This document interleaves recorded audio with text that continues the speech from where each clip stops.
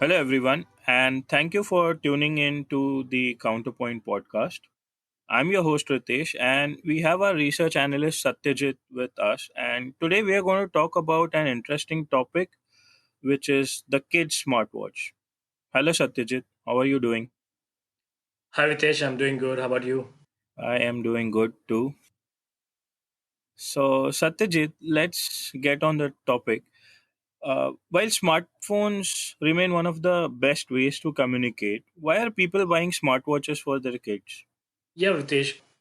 As you know, smartphones are a bit expensive to give the kids. Like there is a lot of risky situations. Like apart from physical security, there are many much more issues such as content control, and it's better to give a kids watch which is a compact form factor which kids can carry in from their school and everywhere.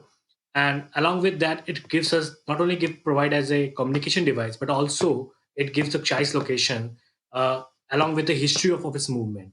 Plus, parents have the full control on its content and the data usage. What are the features that you find on most of these smartwatches? Apart from calling, features like an SOS button from emergency communications, geofencing with an SMS alert for every entry and exit of that geolocations. Ability to hear what is happening next to your child are easily possible in few of the kids' watches. And as you know, that most of the kids' watches are cellular enabled. Of that cellular enabled kids watches, 65% were 4G in 2019, which opens the potential for video calling, educational, interactive, and other games. So, when you say 4G, is it offered via an eSIM or a physical SIM? So actually, it's both. Till now, we have seen the trend of physical SIM. Most of the kids' watches are embedded with a physical SIM. However, it creates a problem of the form factor. It's very bulky. It's not that user friendly. Hence, from 2019, second half in 2020, we have seen a trend that the most of the OEMs are coming up with the eSIM embedded kids watch. If you see the Xiaomi Mi Kids Watch 4, they both are embedded with the eSIM. Okay, and who are the top players in kids smartwatch segment and what is their market share like? China is the leader in the kids watch market, and the players from China like Imo and Huawei are the top players. Imo holds 26% of the market share, where Huawei holds 9% of the market share. Second in line came to is Apex, what we call Asia Pacific, excluding China and India, is 11%, and then the third in line is North America market.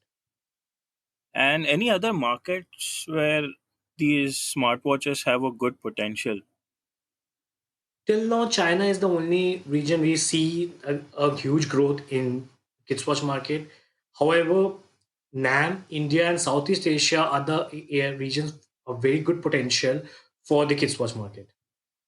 Great. And why are telecom operators finding these kids smartwatch segment quite attractive? So telecom market is struggling from a long time on the revenue part, and smartphone is the only area they have tested the success. Now they wanted to expand into industrial IoT and consumer IoT. However, the industrial IoT is so fragmented that they are not able to generate that much of revenue. Where consumer IoT, they see a good potential from connected PC to kids watch, smartwatch, and in kids watch they can play a key role by bundling the devices into connectivity, which help them to boost new connections and additional revenue streams. Okay, and before we wrap up this podcast, I have one final question. You mentioned that these smartwatches come with GPS and 4G, enabling parents to keep a track and even communicate.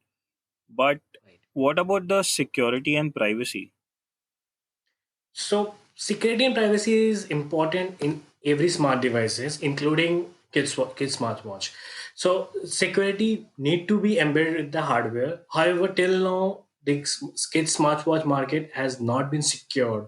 If you look at the past in 2015, Europe have passed their law to ban all the kids watch with GPS devices, especially in Germany, because of the few of the incidents that happened, which allowed hackers to take control of the kids watch devices.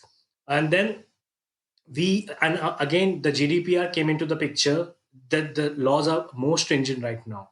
So the ideal way to go forward is to embed hardware security the way most of the OEMs are doing in the smartphones.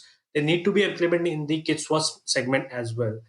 Once it implemented at the hardware level, then OEMs can add or the operating systems player can add a software level and make it more robust. Right now, it's the security and privacy are one of the biggest concern and one of the major roadblock for kids watch movie.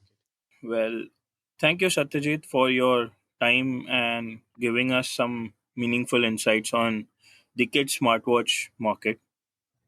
Thank you, Hitesh. And I would once again like to thank our listeners for tuning in. We are also present on other streaming platforms like Spotify, Apple Podcasts, SoundCloud, and TuneIn Radio, where you can listen to our previous episodes as well. Thank you for tuning in.